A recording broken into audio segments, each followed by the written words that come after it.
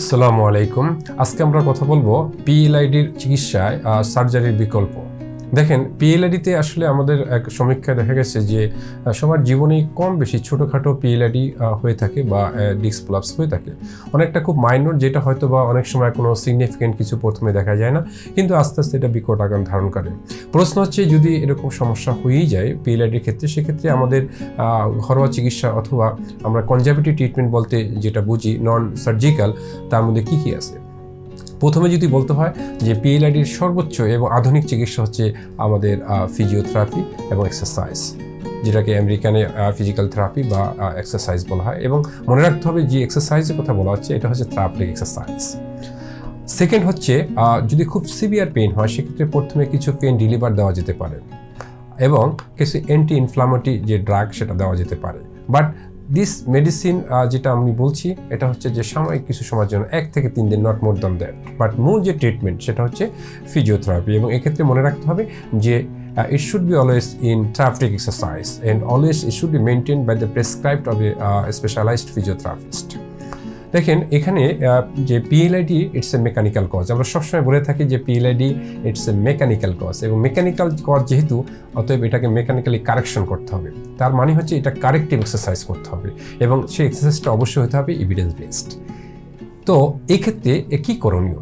দেখেন, এই পিএলআইডি যেহেতু এটা আসলে কোনো এরকম প্যাথোলজিক্যাল কোনো অসুখ নয়, এবং এটা আসলে আমরা বলি যে মেডিকেল কন্ডিশন, তো এটাকে কারেকশন সিম্পলি করলে হয়, এবং এটা নিয়ে আসলে কোনো ওরিড হওয়ার দরকার নাই। এবং ম্যাক্সিমাম ক্ষেত্রে দেখা যাচ্ছে পিএলআইডির ক্ষেত্রে কোনো সার্জিক্যালের দরকার হয় না, নন সার্জিক্যাল, এবং conservative treatment is the best. তাহলে কী করণীয় এখানে? ফার্স্ট অন হচ্ছে যে পেশেন্টের প্রথমে যখন পিএলআইডি হয়ে যাবে, তখনই যদি এটা কনফার্ম ডায়াগনোসিস হয়ে যায়, সেক্ষেত্রে কিন্তু প্রথম হলো রেস্ট। তো এটা আপনি ঘরে কিন্তু রেস্টটা নেওয়া যেতে পারে। এবং মনে রাখতে হবে যে firstly depend on the severity of the PLID, first 7 to 10 days is mandatory, but case to case কখনো 3 থেকে 6 সপ্তাহ পর্যন্ত রেস্টে থাকা লাগতে পারে। তবে আসার কথা হচ্ছে ফিজিওথেরাপি আপনার যেটা হচ্ছে সম্পূর্ণ একটা ন্যাচারাল ওয়েতে এবং উইদাউট সাইড ইফেক্ট এটা কমপ্লিটলি কারেকশন করা যায়। তাহলে কী করণীয় সেক্ষেত্রে? First on rest. সেকেন্ড হচ্ছে যে এখানে কিছু যদি খুব সিভিয়ার পেইন থাকে, কিছু অ্যান্টি ইনফ্লামেটরি ড্রাগ প্রাথমিকভাবে ইনফ্লামেশনটা কমানোর জন্য দেওয়া যেতে পারে। সেকেন্ড হচ্ছে পেন রিলিভার হিসাবে কিছু পেন কিলার দেওয়া যেতে পারে। তবে সবসময় বলে রাখি যে not pain killer more than 3 days, কিন্তু এরপরে আমাদের ফিজিওথেরাপি স্টার্ট করতে হবে। ফিজিওথেরাপি প্রথমে যেটা ঘরোয়াতে কিন্তু এটা প্রথমে স্টার্ট করা যায় ঘরে বসেই। ফার্স্ট ওয়ান হচ্ছে যে পেন কিলারের জন্য আমরা হিট অথবা আইস প্যাক ইউজ করতে পারি।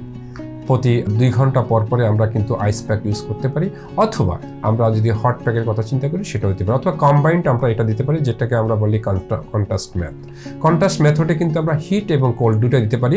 4 মিনিটে যদি আমরা প্রোগ্রামটা ধরি, তাহলে আমাদের 1 মিনিট হচ্ছে আমাদের কোল্ড এবং 3 মিনিট হচ্ছে হট। এই 1:4 রেশিওতে আমরা কিন্তু কন্ট্রাস্ট বাথ ইউজ করতে পারি। সেকেন্ড হচ্ছে আমাদের যে পজিশনটা, সেটাকে খুব গুড পজিশন মেনটেন করতে হবে, যেটা আমাদের উপর হেস হতে পারবে, আমরা যেটাকে বলি প্রন পজিশন।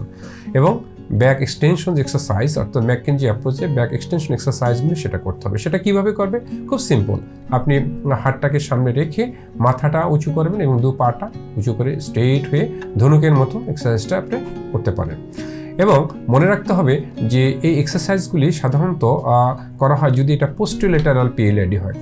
মনে রাখা ভালো যে সবচেয়ে গুরুত্বপূর্ণ যেটা হচ্ছে যে পিএলআইডি 2টো কারণে সাধারণত হয়। একটা হলো পোস্টোলেটার, যেটা খুব বেশি হয়, 99% ক্ষেত্রে যেটা হয়, এটা কিন্তু যে অ্যাপ্রোচটা ইউজ করা হয় এটা এক্সটেনশন প্রিন্সিপাল, ম্যাককেনজির এক্সটেনশন প্রিন্সিপাল। যদি এমন হয় যে অ্যান্টিলেটার, তাহলে সেক্ষেত্রে কিন্তু ঠিক অপোজিশন।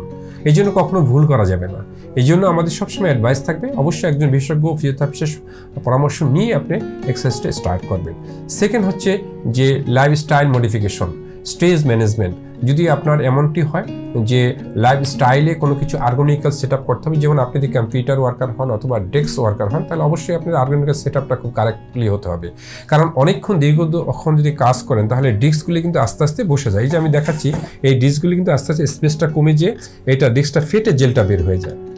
তো এই ক্ষেত্রে আমরা সবসময় বলে থাকি যে প্রতি 30 মিনিটস পর পরে আপনি একটা টার্ন ওভার একটু রেস্ট নিতে পারেন, অথবা জাস্ট সিটিং থেকে স্ট্যান্ডিং হতে পারেন। যদি এমনটি হয় তাহলে সেক্ষেত্রে কিন্তু আপনার যে আগের যে পোস্টারটা, যে পজিশনটা, সেটা কিন্তু ডিলেট হয়ে গেল। তার অর্থ হচ্ছে আপনি নতুনভাবে আবার কাজ শুরু করলেন। তার মানে এই যে আমাদের আর্গোনমিক্যাল সেট আপটা, সেটা অবশ্যই কম্পিউটার মনিটরটা আই লেভেল বরাবর হতে হবে এবং স্পাইনটা অ্যাজ স্ট্রেট অ্যাজ পসিবল, সামনে নট মোর দ্যান 30 ডিগ্রি সামনে অ্যাঙ্গেল করে কাজ করতে পারেন, নট মোর দ্যান দ্যাট। কখনোই টুইস্টিং হয়ে কাজ করা যাবে না। অনেক সময় টুইস্টিং হয়ে কাজ করতে করতে একসময়কে ওভার স্ট্রেসে অনেক সময় ডিস্ক নষ্ট হয়ে যায়। আরেকটা জিনিস হচ্ছে ওয়েট ম্যানেজমেন্ট, কারণ এক্সেস যদি ওয়েট হয়ে যায় তাহলে স্পাইনের উপরে এক্সট্রা প্রেশার পড়ে এবং এই প্রেশারের কারণে যে স্পাইন স্ট্রেস করে কিন্তু ইন্টারভার্টিব্রাল ডিস্কে, এই যে আমরা যদি দেখাই তাহলে ইন্টারভার্টিব্রাল ডিস্ক স্পাইন যদি এভাবে ওভার স্ট্রেচে থাকে, ডিস্কে প্রেশারাইজড করলেও কিন্তু অনেক সময় এই যে ডিস্কটা পোর্ট্রেশন অ্যাজ ওয়েল অ্যাজ এটা কিন্তু অনেক সময় যেটা হচ্ছে সিকুয়েস্ট্রেশন, মানে যে এই ডিস্কটা ফেটে কিন্তু জেলটা বের হয়ে নার্ভে কম্প্রেস করলে কখনো কখনো এই পিএলআইডি থেকে অনেক সময় দেখা যায় যখনই নার্ভে টাচ করে এটা একদম কোমর থেকে পায়ের তলা পর্যন্ত ঝিনঝিন, অবশ, ভারবার এই জিনিসগুলি হয়ে যায়। তাহলে যে জিনিসটা করতে হবে, যে প্রথমে রেস্ট নেওয়ার পরে কিন্তু আমাদের এই ট্রিটমেন্টটা ঘরোয়াভাবে স্টার্ট করতে হবে এবং মনে রাখতে হবে যদি এই সমস্ত কিছুর পরও যদি এমন দেখা যায় যে বাসায় বসে করার পরে অথবা আপনি যে ট্রিটমেন্টগুলি এগুলো খুব সুন্দরভাবে করার পরও আপনি ব্যথাটা সাস্টেইন করছে থাকছে না, তাহলে সেক্ষেত্রে কিন্তু অবশ্যই আপনি একজন বিশেষজ্ঞ ফিজিওথেরাপিস্টের শরণাপন্ন হয়ে আপনি তার পরামর্শ অনুযায়ী অথবা কোনো একটা রিহ্যাবিলিটেশন হসপিটালে ভর্তি থেকে সেখানে 3 থেকে 6 সপ্তাহ এমন রেস্টে থেকে আপনি যদি ফিজিওথেরাপি নেন তাহলে এই কারেক্টিভ স্টেজের মাধ্যমে এটা আসলে 100% অনেক সময় দেখা যায় যে এটা রিকভারি করা সম্ভব এবং এটা খুব পরীক্ষিত যে পিএলআইডি ক্ষেত্রে কোনো অপারেশনের দরকার হয় না। তার মানে হচ্ছে যে আজকে আমাদের যে মূল টপিকস বা ফোকাসটা ছিল সেটা হচ্ছে নন সার্জিক্যাল বা কনজারভেটিভ ট্রিটমেন্টে পিএলআইডি চিকিৎসা কি। তাহলে আমরা এক কথায় বলতে পারি ইটস এ ফিজিওথেরাপি, যেটা একেবারেই সাইড ইফেক্ট এবং ন্যাচারালি আমরা এটা রিমুভ করতে পারি। এটা নিয়ে কোনো হতাশা বা ওরিড হওয়ার কোনো কারণ নাই। আজকে এই পর্যন্ত, সবাই ভালো থাকবেন, সুস্থ থাকবেন, আল্লাহ হাফেজ। এসপি হাসপাতাল, আন্তর্জাতিক মানের পূর্ণাঙ্গ ব্যথা নিরাময় হাসপাতাল।